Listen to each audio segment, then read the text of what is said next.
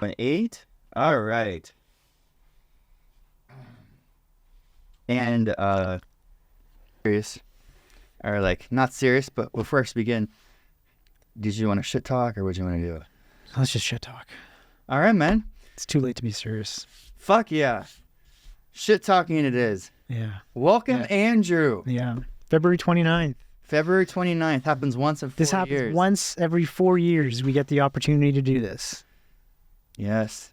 Technically, though, if you, it depends what your definition of, if you're counting calendar time, Yeah. right? Then, yes, you're correct. However, if you're counting a trip around the sun, you can figure out a time, like, it won't be February 29th, but it might be February 28th at 10 a.m. Do you know what I'm trying to say? Well, that's what I think that's what makes up February 29th is like the amount of trips around the sun gets us that extra day, and then we count for it after 4 years, right? Yeah. Or maybe I understood that wrong. Yes. So here's my understanding, right? Is it takes slightly more than 1 year to go around the sun. It's like 1 year and a quarter day. Technically, it's, I think the actual math problem, it's like a quarter day, and then like every couple of years they do something crazy. Yeah. But I had to Google it. Yeah. My memory recall sucks, but yeah, I had to Google it too. Yes. And not 10 years ago, like a couple of weeks ago, because I didn't know how. I was like, how do you get that extra day every 4 years? And I'm sure I was taught that when I was a kid, but I remember that shit. I like that kind of shit. I always remember really well in school. But my point is that when you're around the sun, right? It's like right now we're at a very specific point on the sun. Next year, there will be some part of the year we'll be at that exact spot on the sun, but it won't be February 29th. Oh. It's going to be... we should do another. We should time that out and do another sesh. Do another session like, okay, so at this exact time last year, the sun was orbiting at... And then we'll list off some coordinates. I don't know the coordinates for... It was 45 degrees north of... Yeah. Here, and then the next thing we know, boom, live in 1 year. Hey, you know what? And that year, we'll do a live podcast. Oh, that'd be trippy. Yeah, I'm not going to lie. Like, that'd be cool. What would the theme be? The theme be? Something really naughty. Okay. Yeah. Maybe we should get some... we'll get a bunch of ideas, throw them into a bin, and then just draw and talk about it. You know, we could do stand-up comedy, bro. Like, there's so much pressure on that. So much pressure. Yeah, but I got a friend who's a comedian who's been wanting to do. Actually, that's why I asked you about renting the space, because he wants to do a podcast about comedy. Yeah, he could definitely. We'll talk the price. Like, I like the price details to get something good. You met him on New Year's. Which one? His name's Davin, but Davin. I remember the name. Peter Chow. Peter Chow. Yeah, it's his Instagram or his TikTok. I'm trying to remember the guy. I don't remember the guy. I remember the name. He was the one.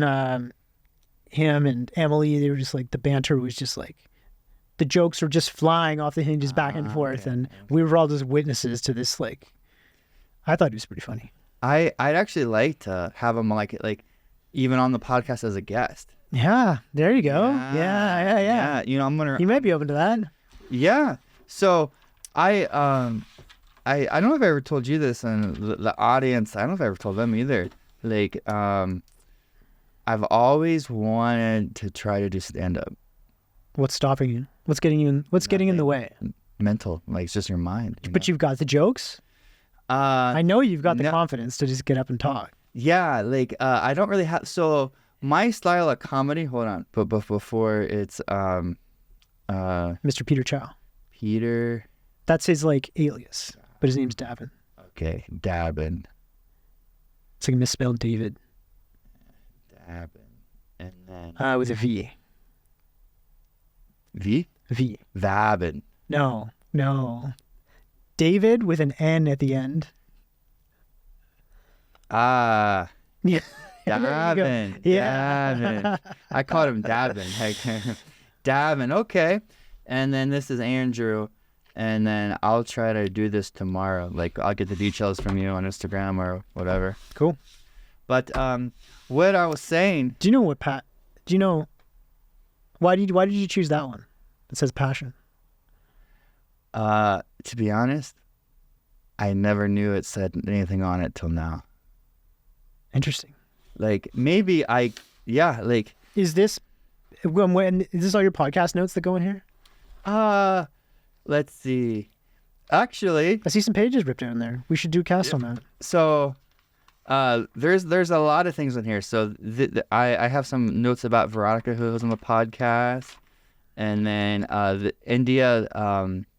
What was that guy's name from India? I forget his name. I had him on. These are your guests you're talking about. This is these are guests. Okay. And then in this book, I also have at one point I was trying to make a schedule of like planning my day so I'll be more productive. So I have 7:30 wake up, 8 o'clock cold swim, 8:30 exercises, 9 o'clock yoga, 10 o'clock breakfast. Wait 11... a minute. What kind of yoga classes are you going to that start at 10 or start at 9 and you're at home by 10 to have breakfast? Do you understand how bad I am at planning? Like, yes, like, I didn't mean to interrupt. Sorry. No, now you go. 11 to 12, I should roll on this ball for my posture for my back. And then it was 1, I need to do some Twitter stuff for the podcast, find people. Then I need to, something I don't know, 2, go to the chiropractor, and 3 to 5 more Pinzon. And I'm pretty sure I didn't do it. Like, I did probably from like 7:30 to 10, and that was it. How long ago was that written? 2 or 3 months ago, bro. Dude. I need to. Maybe you should tear that one out too.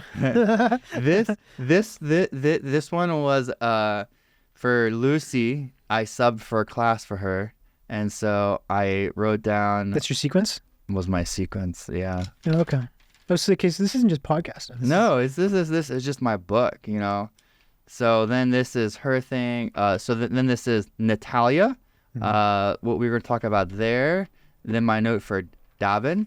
And then on the first page, interesting enough, was some jokes that I was going to talk about. So you were going to bring those up in a podcast? Or not a podcast. Like, these are my stand-up comedy ideas. Like, okay. So I haven't looked at these for like probably 2 months. But okay. Let's do a test run. Okay, so these aren't jokes. They're just talking about like it's kind of like ideas. So I'm gonna read I'll read you my notes so that you can see what I was thinking in my head. Okay. And then I'll see if I can extrapolate. So literally what I've written on this page is Barbie, Alien Hunters, Trail of Cheeseburger, Blue Whale Orca, Prize, Died,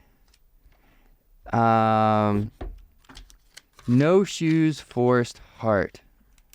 Okay, so see if you can't see where I'm going with this. So I have Barbie, Alien Hunters, Trail of Cheeseburger, Blue Whale Orca, Prize, Died, No Shots Fired. That's what it was. No Shots Fired, Heart. So no shots fired. I'm just writing these down so I remember them because I'm just like, what's the connection between these? And you got to break them down for me. Heart. Okay. So the last one is heart. Emoji heart or the word heart? No, just the word heart. Okay. So, this is the first time I've ever tried to do this. So, Barbie, Alien Hunters. Yes. So, Barbie. You know what's retarded about this new movie, right? Is it's all politically correct. You saw it. I didn't see it, but I saw this previews for it. Okay. And I'm like, what the heck is this? And if people came from outer space, okay, and they saw our population now on Earth, right?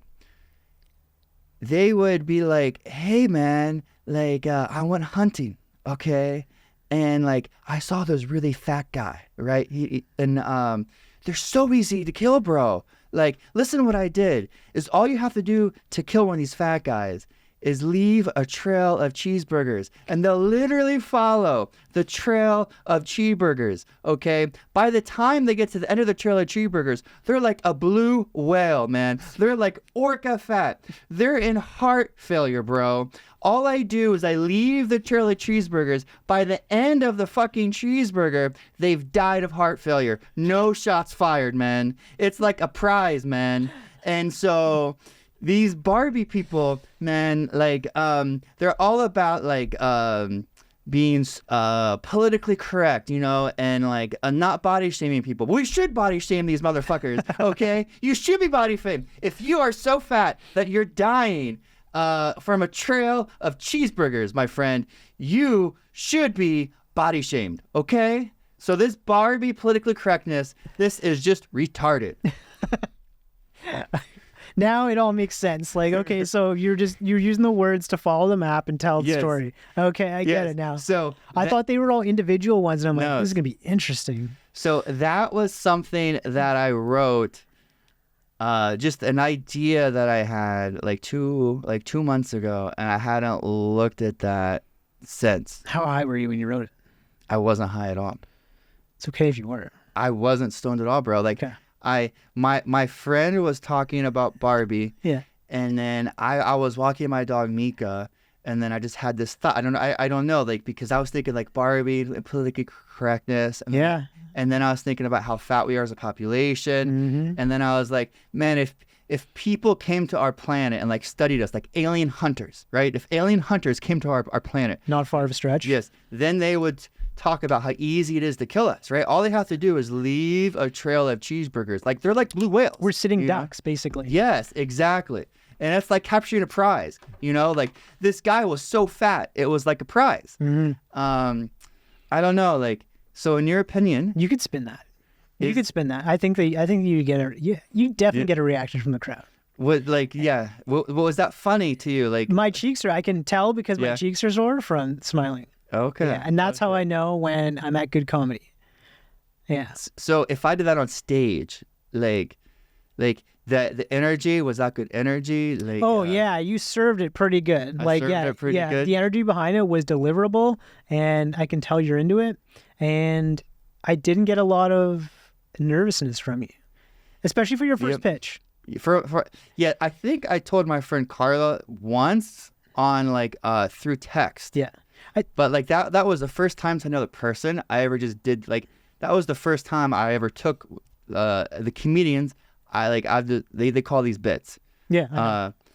I learned that from the Joe Rogan podcast because I listen to that a lot. And like, I'm like, what are these things called bits? And like, I had to Google like, what is a bit? I'm like, okay, it's just a small. Okay. Yes. Yeah. No, I know because like Davin and I, we talk about doing bits all the time. Like on the weekends, he always comes to my work and, oh yeah, that make a good bit. That make a good bit. So you write them down here and there and talk about how we're going to execute. Okay. So that's a good bit. I have another bit. Let's hear it.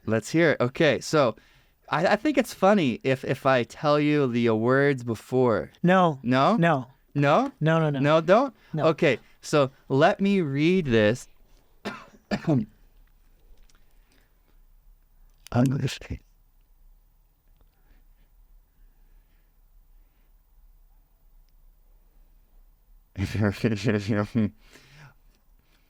Okay, back to Barbie. Okay, Ken. Okay, they want to pretend like Ken is going to be attracted to this really fat woman. Let me tell you, if Ken in real life, Ken from the Barbie days, from actual Barbie, if he went and saw one of these ugly chicks, he'd look at them, he'd go fucking blind. Okay, that's an ugly face. He'd just go blind. If he touched, the enormous belly, then he'd lose his sense of touch because he would touch the belly. He's like, oh, like it would freak him out. If he heard their panting, he'd go fucking deaf. Okay, he'd go deaf. Jesus, I love you, but I could feed you to 100 children. This is what he'd be thinking. All right, yeah, the intensity was there, yeah. The intensity was there. I'm having to sell it. It definitely feeds off of the part one with the body shaming because then you get into it. Yeah, there's some consistency here. This was all the Barbie stuff, I guess. And then other notes that I have here, is somehow if I could tie that into Free Willy, because I said orca and whale. Mm-hmm. So then I was thinking maybe somehow I can tie that into like Free Willy, like an orca. Like I don't know if I could like some Disney movie.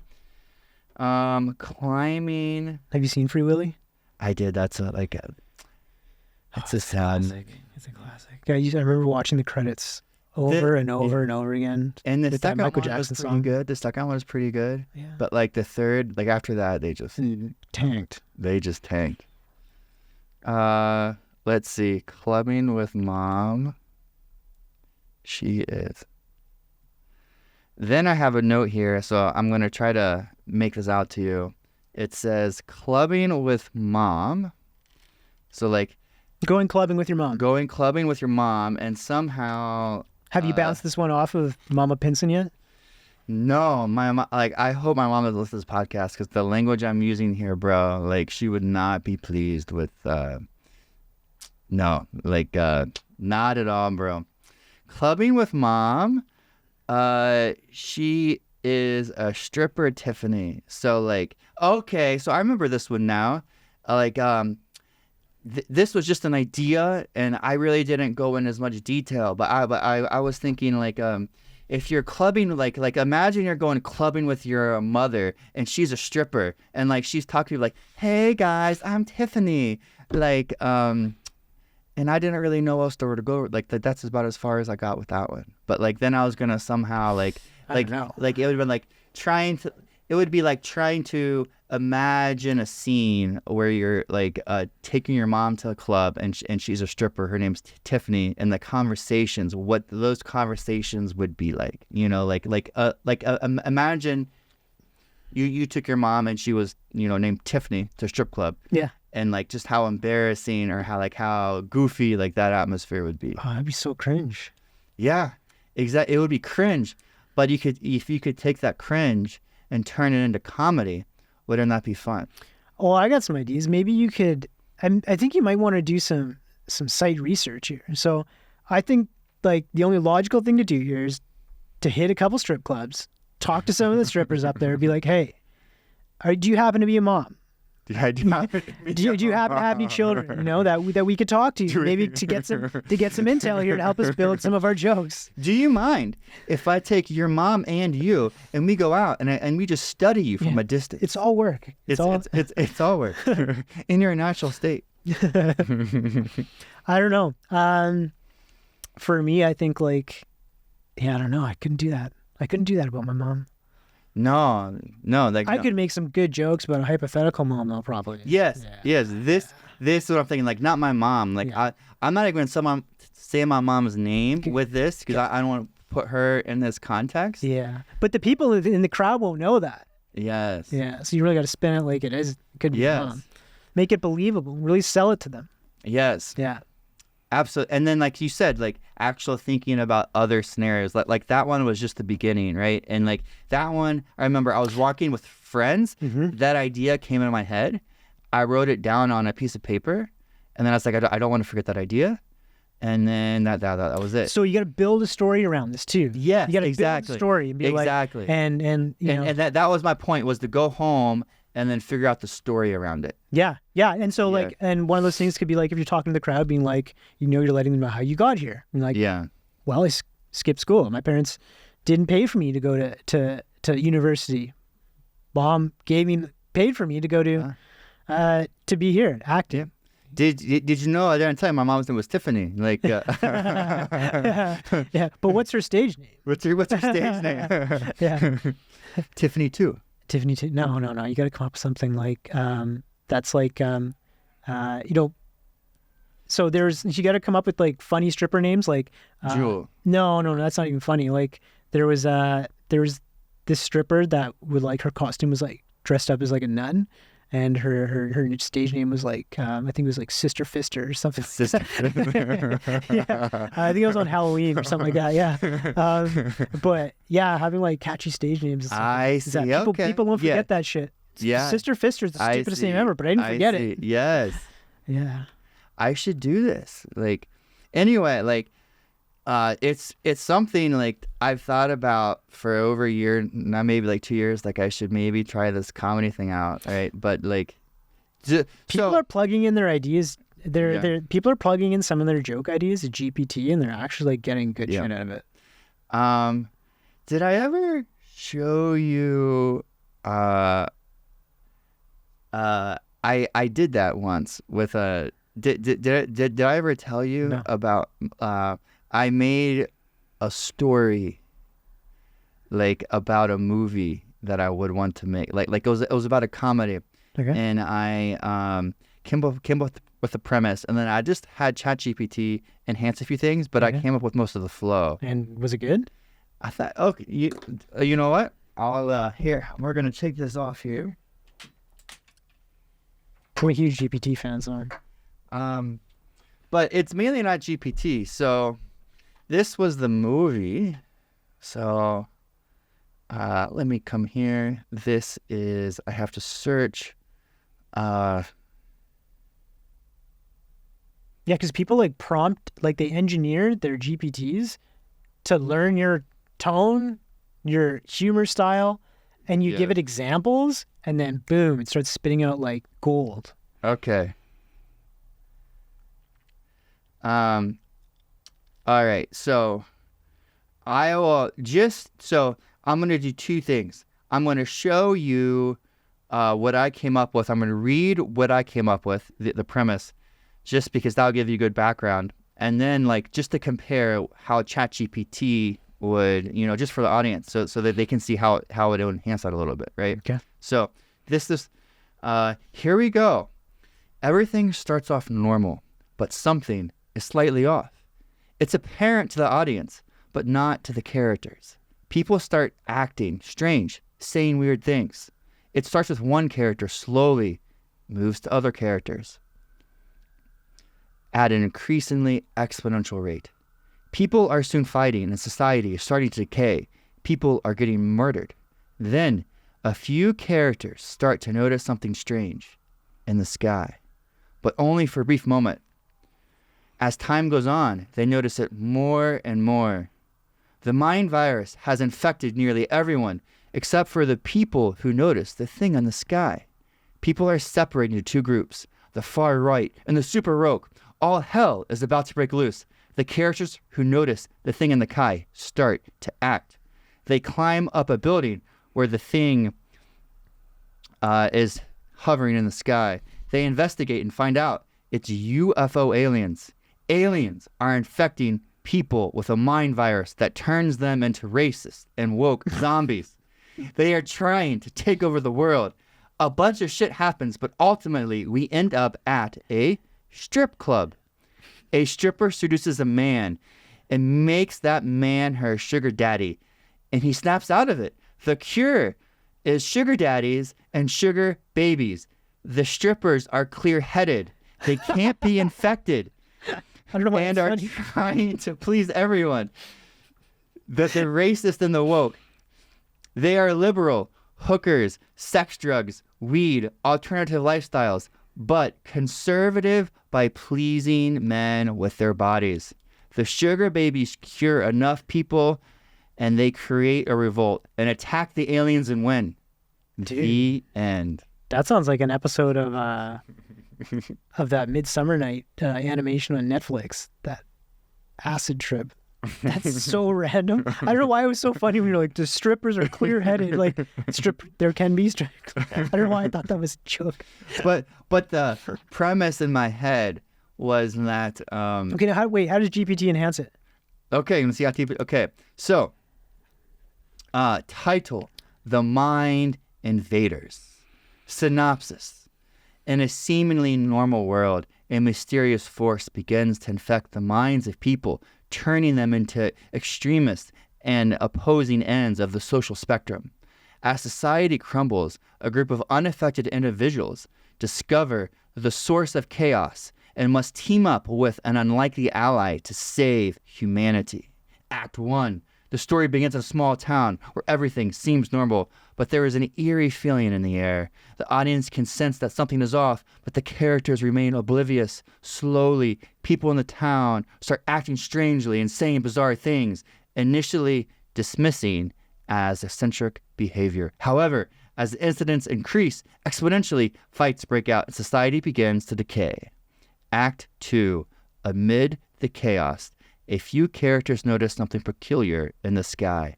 At first, it's a fleeting glimpse, but as time goes on, they see it more frequently.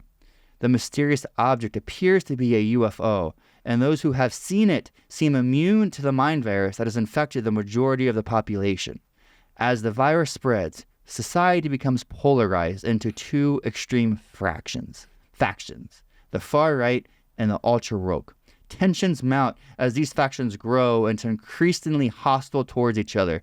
The unaffected characters, led by a determined protagonist, decide to investigate the UFO and climb to a tall building to get a closer look. Act 3. Upon reaching the UFO, they discover that the UFO is indeed an alien spacecraft, and the aliens are responsible for infecting people with the mind virus. Their goal is to turn humans into extremists, making it easier for them to dominate Earth. As our world descends into chaos, our heroes stumble upon an unexpected haven, a strip club. Act 4. The strippers in the club seem unaffected by the virus, and our protagonist realizes that it is their sugar daddy, sugar baby relationships that has somehow protected them. The strippers embody both liberal and conservative values. They embrace alternative lifestyles while also catering to the desires of men. The balance makes them immune to the mind virus. Determined to save humanity, the unaffected characters enlist the help of the strippers to spread the cure of the mind virus. Together they embark on a daring mission to turn the infected back to normal, and ultimately they create a revolt against the alien invaders. Act 5. In a climatic battle, the united forces of cured humans and strippers confront the aliens, fighting for the future of humanity. Against all odds, they manage to defeat the invaders, destroy the UFO, and the dust settles. Society begins to rebuild and heal from the divisive chaos. In the end, everyone comes together and celebrates their new formed unity, and the world becomes a more understanding and tolerant place.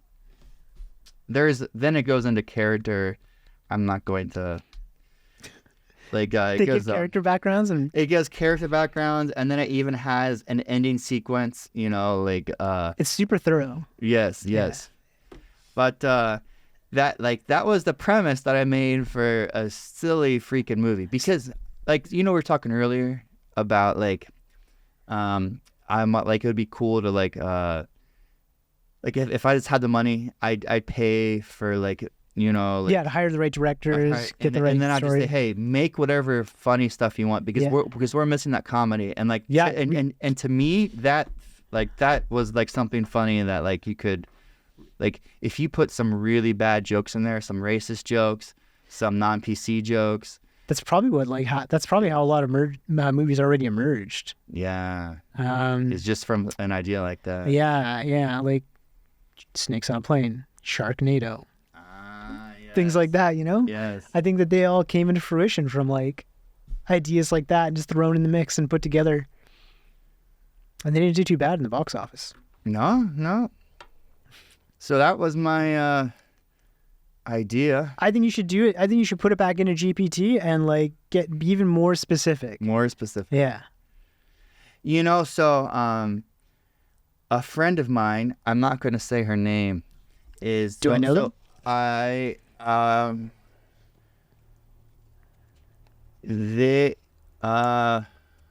You haven't met them, but if you're smart, you can figure out who this person is. But further, to protect their identity, I'm not going to say this person. Yeah, they can remain it on. But this is a true story, and I thought it was. So one thing I'd want to do if I was making a story like that is to actually put real things that happen in life into the story, because you're trying to make fun of life, but at the same time, you're trying to show how. So not actual events. You're making fun of life, but metaphorically. Yes, but this event actually happened in real life, and I would insert it into the movie, and it'll be the opening scene. That's probably how with a lot of movies. So my friend was at work. Yeah. Okay. And this is the real event you're telling me. This is the real event. Okay. And I'd put this in a movie almost verbatim. And she was in a what do they call it? It's I'm not sure if they still do it, but I'm sure they still do it. It's about being politically correct. Unconscious bias.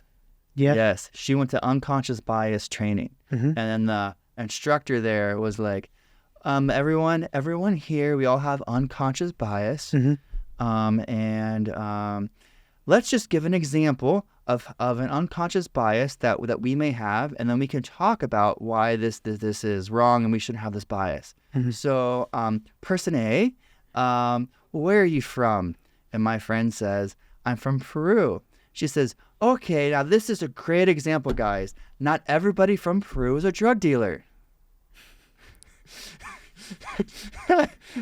Then it was the host said that? The host of the unconscious bias training said this, like as an outside consultant, said this to my friend. So like one, she's being racist or whatever just by saying that, hey, this person's from Peru. That's a great example. Yeah, that's a great example. So I don't even think they had training on how to bring up the idea of what makes a good example. And you know what her other thing she said that she's like, no one was thinking that in the room till you said it. She didn't say that to her, but like that's what she was thinking, you know? So anyway, like when people acting weird, that'd be like one of the first things I put in. It's like everyone's just in a conference room, and then this weird thing happens, and people are kind of like, what? Like, you know, kind of like some Matrix, like twitchy, you know, like unconscious bias. I actually, in myself, when I worked at Elsevier, I had to go through unconscious bias training as well. I didn't even know there's training about this. I had to find out the hard way. Yeah. What's the hard way? When you make an assumption about someone and you turn out to be wrong. Yeah. And you're like, I didn't even know that it was like I was doing that automatically, and I don't even know why. And then I get told. Yeah. So what did you do wrong? Well, I don't know where to begin.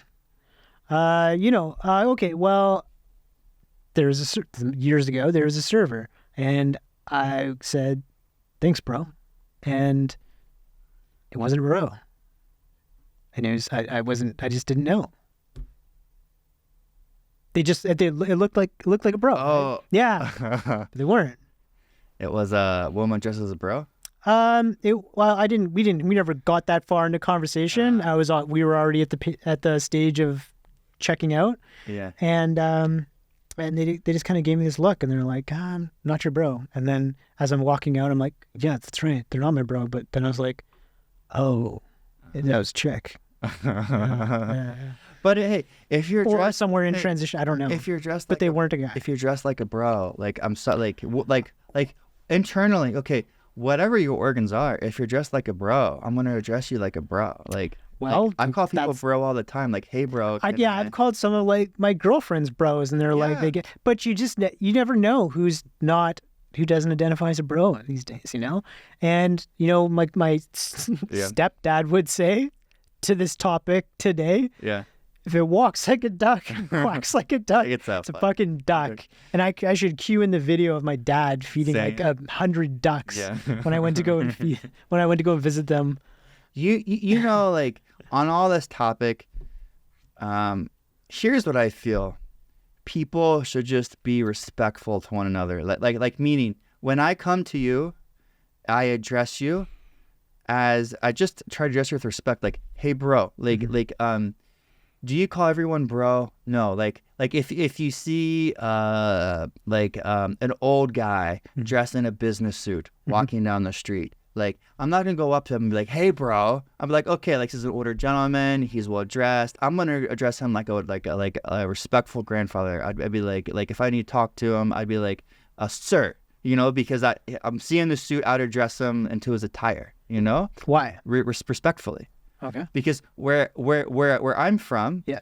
like, at least my mother, she taught me, when you are talking to your elders, right? And so like you're young. Like when I was young, anyone like servers, friends of like people I don't know personally, address them as sir or ma'am, right? Because that's the culture that we came from. And then so anyway, I'd call that guy a sir because that's out of respect. But if I see you walking down the street, if I call you sir, you're gonna be like, dude, what the hell, like. But if I call you bro, like, so my whole point isn't the term. It's about just being respect. And like, if I call you something that you don't like or wrong or whatever, as long as I'm being respectful, then be respectful back. Like don't be offended. You know what I mean? Like, if somebody calls me sir and it's on the phone, yeah, I instantly know it's a scam. Yeah. So that's like the culture that we're in now too. It's like, there's a lot of people that will call people and scam them and be like, but sir, you have thousands of dollars in your unclaimed crypto account. We can release it to you for $200, sir. And I'm like, dude, I don't even have a crypto account with your company. They're like, but sir, don't you want your money?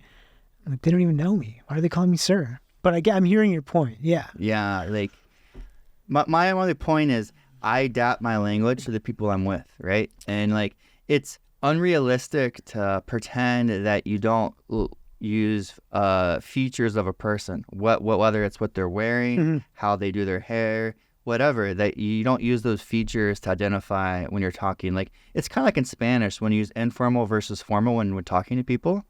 Like, I was always taught that you should, when you're address like in court, okay, do you go to the judge and be like, hey bro, yeah, like, no, your honor, you have to say honorable or your honor. You can't say, they won't even answer you unless even if you say judge. But honestly, I disagree with this. Like I think like for the court to mandate the speech that you use inside, like, we're not going to, like, if you don't address this court as your honor, we're not going to talk to you. I think, like, courts and the government works for the people. And, you know what I mean? Like, you should be, like, it should be mutual respect, but I shouldn't have to call you honor. Did you see what happened to that last judge? No. There was this judge down in the States who was, like, sentencing a guy. Oh yeah, she handed him a sentence for some shit, and he's like, "Fuck that bitch," and then the camera's showing her, and you can just see like the fear of God in her eyes. That she's like, you imagine just being in that second, like, I haven't been addressed. Like, she's like, I haven't been addressed by your honor. Oh my God, this guy's coming towards me. Just leaps the fucking bench, and the guy just gets polarized. Next time he gets brought into court, he's dressed like fucking Hannibal Lecter. He's got like the mask, everything, his eyes. TMZ's caption was like, when this guy walked into court, we thought he was Kanye West because of the way, it was so brutal. But it's like, it's a way of like, I think it's a power move for sure. Yes. Yeah. So again, here, my point is, if you go into court and if you're using derogatory language towards the judge, then absolutely the judge should look at, like, then they can use that in their sentencing to, like, is this should we be lenient or not? Well, the guy called me a bitch, so probably not. You know? But at the same time, for the court to mandate, like, I am so respected that you have to call me your honor. And you don't even know that person. Yeah. Like I think that's ridiculous. Yeah, because how are judges, like, I guess they have to go through just so many years of being on both sides of the bench in law school, right? But we don't know their belief systems. We don't know what their principles and values are. We know that they follow a code. Sure. But at the same time, I think a judge would for sure argue that if we were to say, oh yeah, do you think there's any judges out there that don't make it personal? I think there's some judges that make it personal. Look at Oh, for sure. Meek Mills, the rapper. I don't know Meek Mills. Meek Mills is this rapper from the States who he kept getting the same judge for all of his charges, his hearings, and everything. Yes. And this is during his like rise to fame. Yes. And there's a documentary on Prime about it. And I think it's about 4 or 5 episodes, and it documents the whole story about how this judge kept like putting him back into jail for a crime that he didn't commit, that got proven innocent for. But it was fucked up how they actually had to go through so many stages of legal teams to actually get a new judge, because the same judge kept screwing him and putting him back into jail, even though he hasn't done anything wrong, and he's actually turned his life around and become a successful rapper. By the end of the documentary, I was like in tears, because he comes out and he's like, he's super famous at this point, and he's getting interviewed by like thousands of people, right? And then afterwards, he goes to like a separate interview, and you can see he's still like in prison mode. Like he's like in shock because he's not used to crowds of people. The time that he spent inside, he became institutionalized. And it's all because this judge just held a fucking grudge against him. Yeah, I think you should be able to request a new judge, Yeah. Yeah. Like, and of course, everything should have limits, like if you're requesting a judge every month, or like, there has to, like, there's got to be reasonable grounds. Exactly. Yeah. Exactly. Just like how, like, you can fire your lawyer at any time, but you can only do it a certain amount of times. Exactly. Yeah. And, like me too, like, if I went in to court for whatever reason, I would, like, me personally, I would refer to the judge as Your Honor, because I'm not dumb. Yeah. You know what I mean? Yeah. But I'll drink the judge's bathwater. Like, come on. Like, yes, of course. But here's the thing: you shouldn't be mandated by your speech on how you talk. Like if you want to go in and be dumb, you can be dumb. Like, yeah, like judges probably pick up on, like, I guess if somebody shows up to court who doesn't have like a suit or like, respectable courtroom attire. Yeah. I think they instantly know, okay, this person has come from hardship or something. Or they don't care, like. Or it's just time of disrespect, or they haven't like tidied themselves up, or they haven't shaved or something like that. And every person going to the unconscious bias will have different biases on what that attire means, That's a good point. Speaking of unconscious bias shit again is, so in my unconscious bias training, right?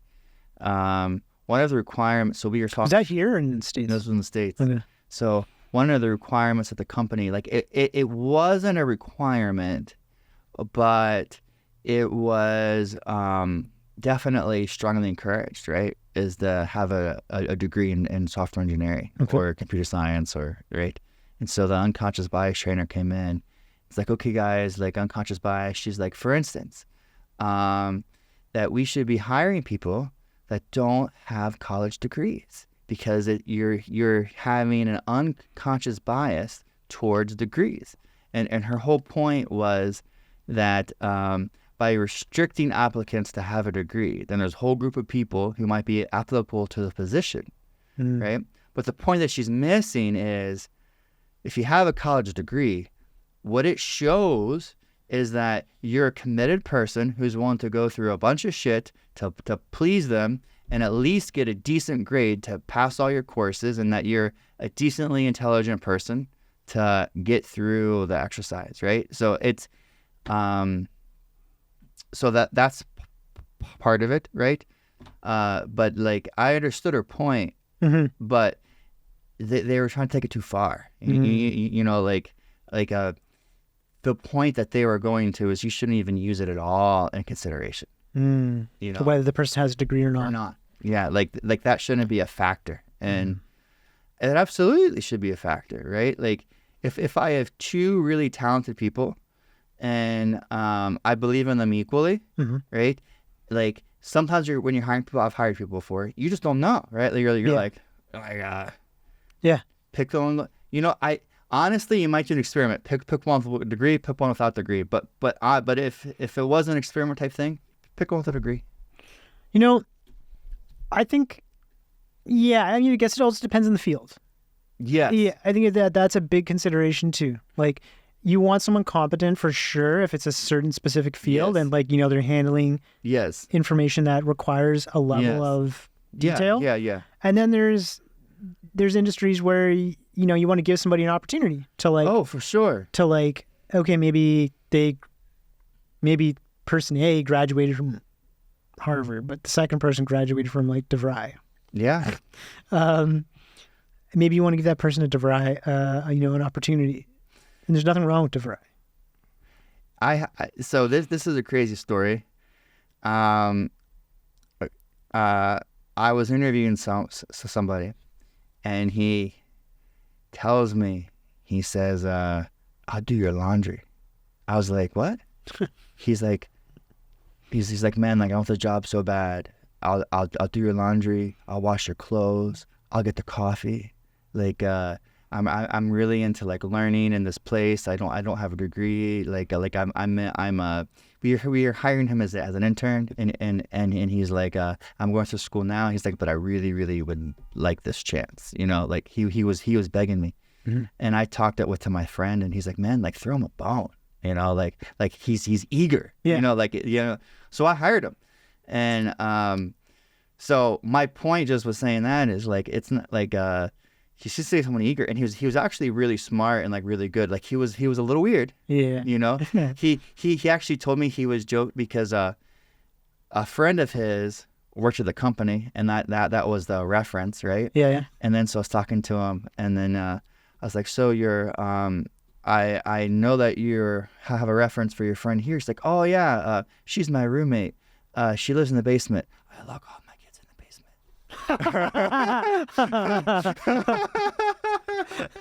And you hired him? You hired him. Is he still there? No. He was really good, and I left the company. Yeah.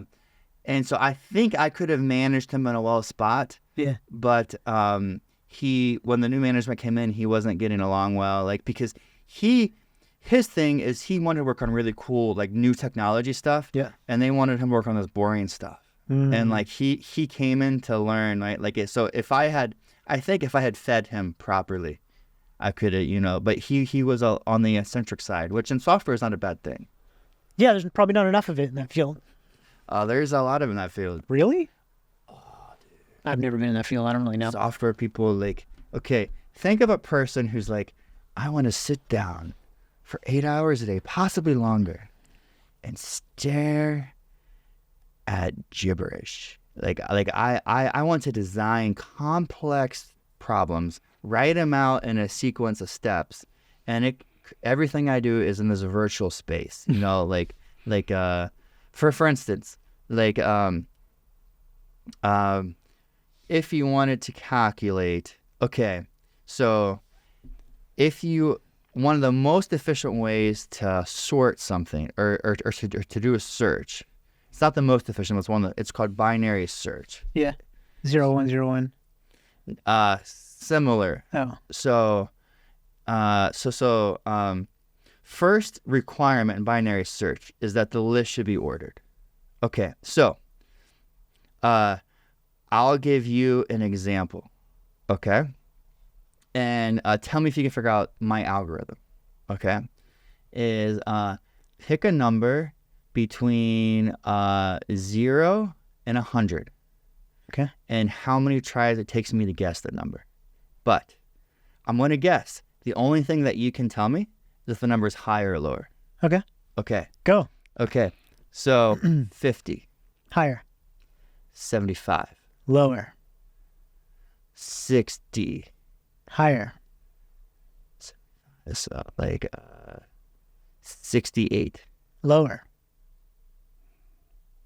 68. 64. Lower. 62. Yeah. Yes. So you kept going half and half. Exactly. Yeah. That's the algorithm, because Particularly 6 tries. took it 6 tries. But what's it supposed to take you?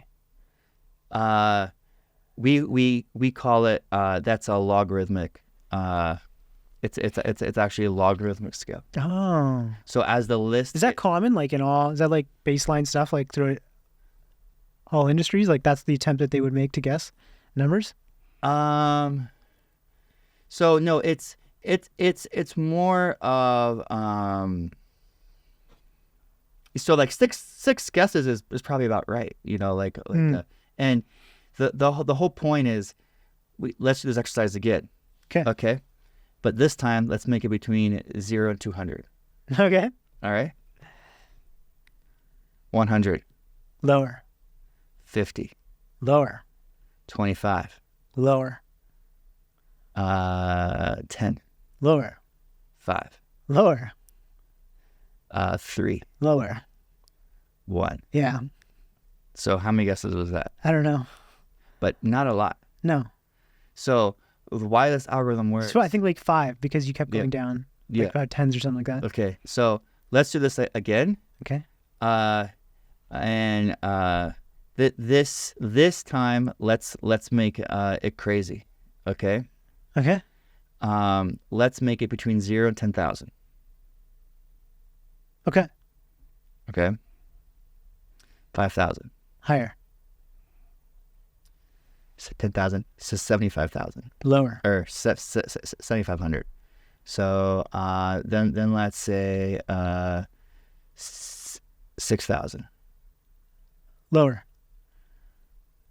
55,000 or 5,500. Lower. Oh, sorry. Higher. Higher. So you said 55, and then I asked 60. Yeah, you went 6,000, and then you said 5,500. 5,500. So 6,000, 5,500. And I said no. Yeah, like so.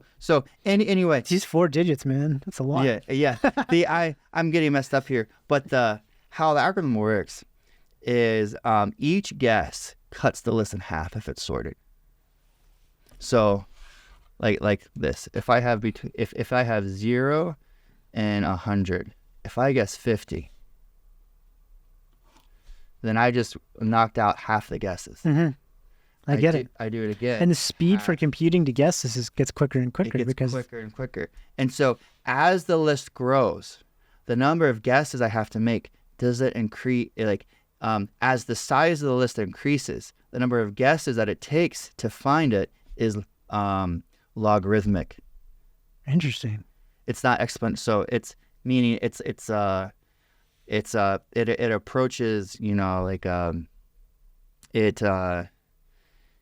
as the size of the list increases, then the number of guesses don't increase linearly. They increase logarithmically, which if you're sorting like this, it's extremely so if you take this, so this is how searching works. If you search results in Google, you know, think of this, it's much more complicated than that. But just using this kind of algorithm, right? If you're searching for a term, if you have 10 billion terms, right, the number of guesses using this type of strategy.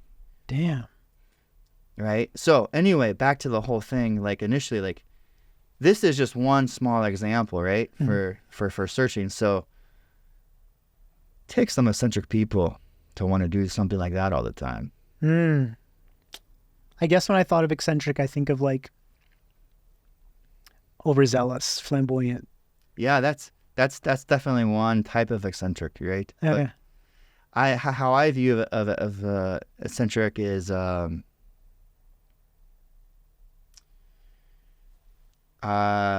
really smart people who don't conform to some social norm. I think that's how I would kind of describe it, right? And there's always saying the line between eccentric and genius and crazy is it's a kind of a blurry line. Really? Yeah. I didn't know that.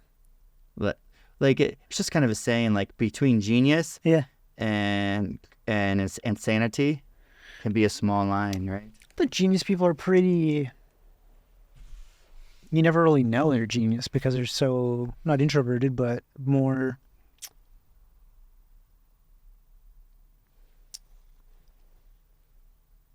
Not stuck, but regimented, I would say. Regimented. Yeah.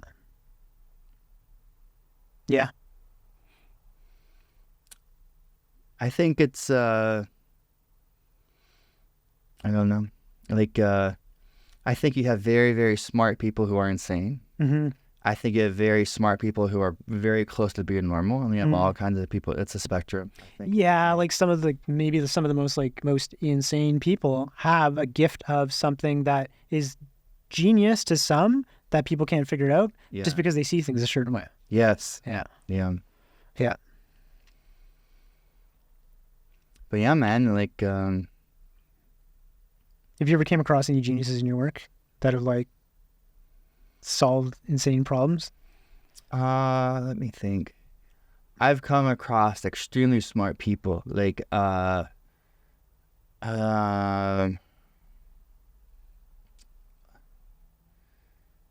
there was one guy, and I met him in college, actually. Mhm. And whether he was a genius or not, that's debatable. Mhm. But he loved software engineering so much that he would go above. He just spent his whole life doing I remember he had a side project. And have you heard of like a Adobe Photoshop program? Yeah, I used to use it.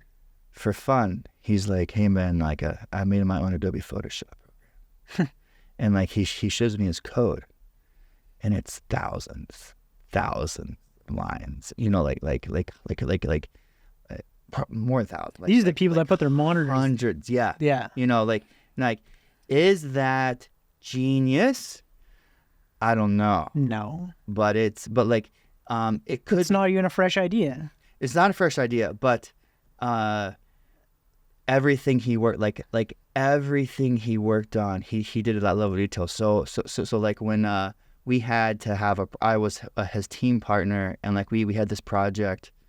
It was this AI project where Sick. There's this game called Clobber. Have you heard of Clobber? So we had to make the best AI to play the game Clobber. Okay. And then we would have each team, there was like 10 teams in the class, and we'd have a competition. Our computer programs would fight each other, and there'd be a winner. And obviously he won. But like, dude, like he spent like his life on that, is that genius? Like no, he's just really dedicated. I think genius people need to have like a balance in life and not just dedicated to that one thing. Different parts of life, I think, feed the other ones. Yeah. When people get so focused on just one thing, it can drive them insane. Remember that movie, The Imitation Game? Never saw it. Oh, dude. The Imitation? The Imitation Game. Oh, The Imitation Game. Yeah, with that Cumberbatch. I can't remember his name. Something Cumberbatch. Yeah, it's a true story about that dude who like made the machine that started like the communications of like during World War II, I think it was. About the first computer. Maybe it's the first computer. I think I saw this. So good. It was about code cracking. Yeah. Cracking the the code of the Nazis. Yes, which was if you give me a moment, the term of the machine. Crap. I don't know.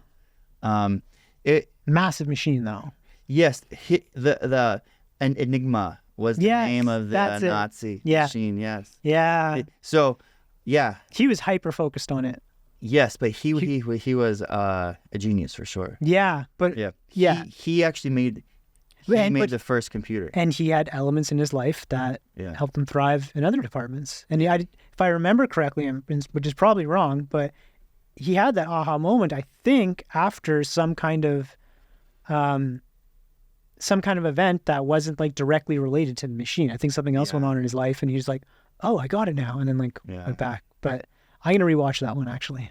That is a good one. Yeah, he's a good actor too. What's sad, I think, is what happened to the end of his life is I think he was a gay man. I think. Yeah. And the country kind of.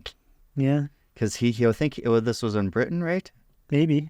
Like UK. Maybe. Maybe I don't think he was. I don't think. Was that? I'm not sure if that was American. That the first computer was. I'm not sure. I think that was a British thing. If I'm not mistaken, I could be wrong. I'm gonna watch that again. Yeah. Yeah, it was a gooder. Oh, but yeah, man, anyway. Dude, I'm starting to like get tired. All right. I don't know how long it's been. How long has it been? I'm curious. My eyes are like drying out. It's a good hour podcast. Hour, 10 minutes. Cool. All right, folks. Bring it out of here. This was really the first shit talking podcast that we've had. So thank you, Andrew, for being my first shit talker. Yeah, man, anytime. Yeah, it was a pleasure. See you, folks. Yeah. Bye-bye. Thanks. I want to come up with like some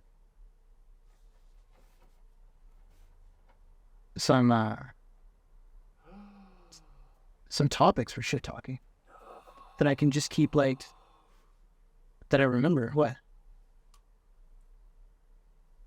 It's saying right there. Oh, is your thing full? Do you see this? It says Is your drive full? it shouldn't be. Do you have audio? This is the audio. Oh. I'm Because your camera. oh wait. There, it's Why is that camera offline? oh, Mike, your camera went off, man. Fuck. I didn't even notice that because you were like, we were leaning this way. It overheats sometimes. Damn it! I see this. I need to work out some of these. The reason this camera overheats is because what's it called? I have it set on high definition, and I need to turn it on standard. On high definition, it turns. But I forgot about it because usually for nude, Yeah. he just sits there and turns it on and back off. Oh. But this one's not done out. Yeah. I hope. Well, so one positive thing is because this camera is recording, you're going to get that audio Mm-hmm. for 100%. I really hope that we got this audio. It's sounds. And yeah, the audio we can just pull clips and stuff from it too. But like, without video when you put it to. Shit, like this thing. Hey, look, man, and